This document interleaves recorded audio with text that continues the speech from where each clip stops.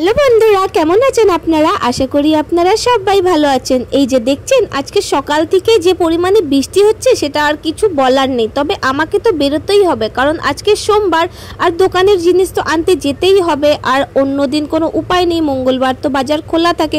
আজকে যদি না যাই তাহলে সারা সপ্তাহ যাওয়া যাবে না, আর অনেকটা কাস্টমার ঘুরে যাবে। তবে কি আর বলবো, কিছু করার নেই, তাই গাড়ি নিয়ে বেরিয়ে পড়েছি। আর আজকে অনেকটা মাল আর আনতে তো যেতেই হবে।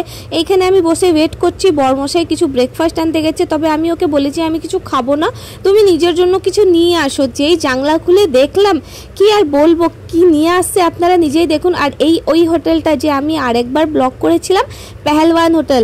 এই যে দেখছেন, সকাল সকাল বড়মশাই নিয়ে এসছে পায়েস।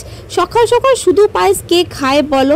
আমি তো একদম খাবো না। সকাল সকাল খেলেই আমার একটু অ্যাসিডিটির প্রবলেম হয়ে যাবে। আমি বললাম এটা তুমিই খাও, আমার জন্য শুধু একটা চা এনে দাও। তবে আমি চা খেতে খুব একটা ভালোবাসি না, কিন্তু এই হোটেলটার চা আমি স্পেশালি খাই। যদি এখান থেকে যাই, আমি সানিকে বলি চলো এখান থেকে চা খাই। এখন তো সকাল, যদি বিকেল থাকতো তাহলে আগের মতো সেই আমি চা আর পকোড়াটা খেয়েছিলাম, সেই পকোড়াটাই সানিকে বলতাম নিয়ে আসো।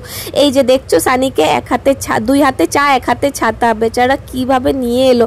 তবে চায়ের মধ্যে মনে হয় অনেকটা বৃষ্টির ফোঁটা পড়ে গেছে, কিন্তু তাও আমি খেলাম।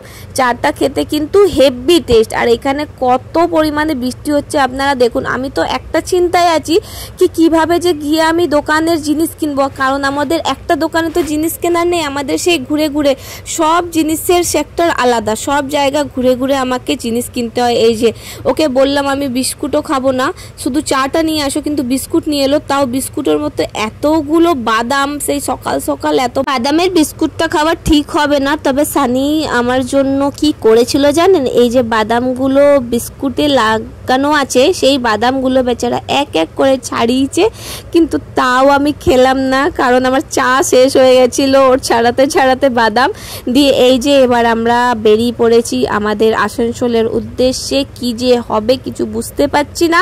আর এত বৃষ্টি হচ্ছিল কি বাইরের ভিউটাও ঠিকঠাক দেখা যাচ্ছিল না।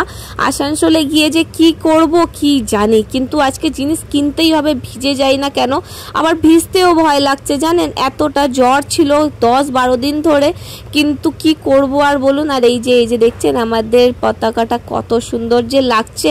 তবে আর একটু দেরি, এখনই আমরা ঢুকে যাব আসানসোল। আর আজকে আমাদের দুজনের ছুটি। এইরকমই যদি বৃষ্টি হয় তাহলে আজকের দিনটা আমাদের পুরো ওয়েস্ট হয়ে যাবে। আগের সপ্তাহটাও ওয়েস্ট হয়ে গেছিলো, আমি ভিডিও বানিয়েছিলাম, দেখেছিলেন। শুধু কলকাতা গিয়ে সেই রাতে আমরা কি পরিমাণে যে খাটনি হয়েছিল সেদিন, কি আর বলবো। তবে আজকে ঠাকুরকে একটাই জিনিস বলছি, আসানসোল গিয়ে যাতে এতটা বৃষ্টি না হয়। যদি বৃষ্টি কম হবে তাহলে দৌড়ে দৌড়ে যত হোক আমার জিনিস নিয়ে নেওয়া হবে। তবে ভিডিওটা কেমন লাগলো জানাবেন। Thanks for watching, tata.